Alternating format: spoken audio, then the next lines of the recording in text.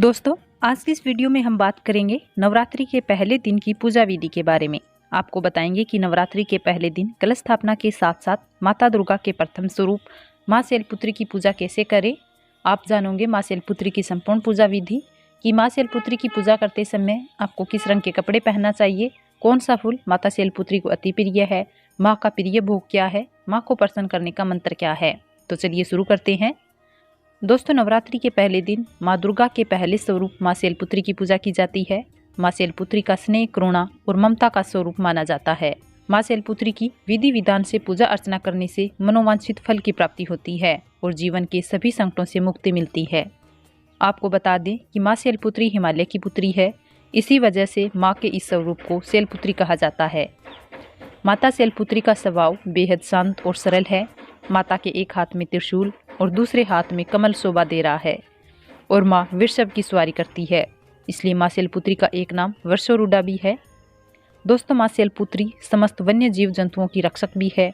माता शैलपुत्री ने घोर तपस्या करके ही भगवान शिव को प्रसन्न किया था। माता शैलपुत्री के अधीन वो समस्त भक्तगण आते हैं जो योग साधना, तप और अनुष्ठान के लिए पर्वतराज हिमालय की शरण लेते हैं और माँ अपने भक्तों की हमेशा हर मनोकामना पूरी करती है।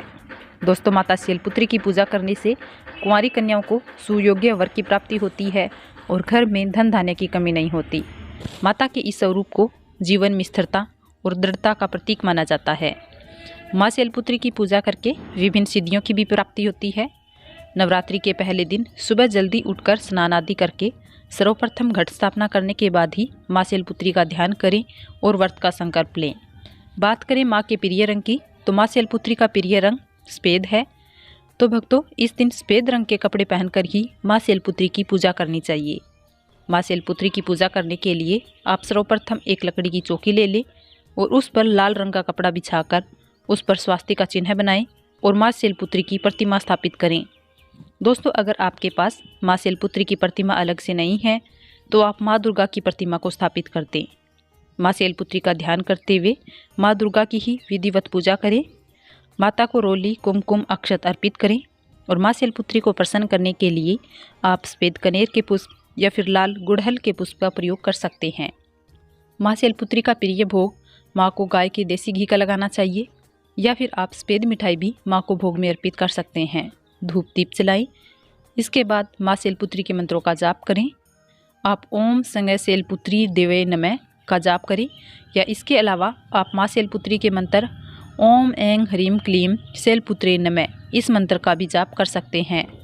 आप मंत्रों का जाप कम से कम 108 बार करें। दोस्तों, जितनी ही श्रद्धा के साथ आप माँ के मंत्रों का जाप करेंगे, माँ उतनी ही जल्दी प्रसन्न होकर आपकी मनोकामना को पूरी करेगी। मंत्रों को पूर्ण करने के बाद आप माँ शैलपुत्री की कथा अवश्य सुनें और दुर्गा चालीसा, दुर्गा कवच या दुर्गा सप्तशती का पाठ भी अवश्य करें। फिर माँ के समक्ष अपनी मनोकामना को बोलें। मनोकामना बोलकर आप आरती कर पूजा को संपन्न करें और अंत में माँ से भूल चूक की क्षमा याचना जरूर करें। तो दोस्तों, अब जान लेते हैं माँ के प्रथम दिन किए जाने वाले इच्छा पूर्ति उपाय के बारे में। दोस्तों, नवरात्रि के प्रथम दिन आप माँ शैलपुत्री की विधिवत पूजा करें और उनके समक्ष एक शुद्ध घी का दीपक जलाएं। अब आप एक साबुत पान के पत्ते पर 27 फूलदार लौंग रख लें। इसके बाद आप एक सफेद आसन पर उत्तर दिशा की ओर मुख करके बैठ जाएं और अब आप ओम शैलपुत्रे नमः का जाप 108 बार जपें। जाप करने के बाद सारे लौंग को कलावे में बांधकर माला का स्वरूप देवें। अब आप अपने मन की इच्छा को बोलते हुए इस लौंग की माला को माँ शैलपुत्री को अपने दोनों हाथों से अर्पित कर दें।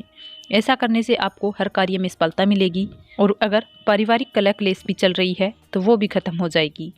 माँ के समक्ष आपने जो भी मनोकामना रखी है, माँ शैलपुत्री उसे शीघ्र ही पूरा करेगी। दोस्तों, अगर आपके घर में बहुत ज़्यादा नेगेटिव एनर्जी रहती है तो आप माँ शैलपुत्री की पूजा करने के बाद आप शुद्ध घी में एक कपूर का टुकड़ा डुबोकर उसे जलाएं। इसके बाद इसका धुआं आप अपने पूरे घर में घुमाएं। दोस्तों, इस उपाय को करने से आपके घर से नेगेटिव एनर्जी चली जाएगी और पॉजिटिव एनर्जी बनी रहेगी और आपके घर में सदैव सुख, शांति और समृद्धि रहेगी।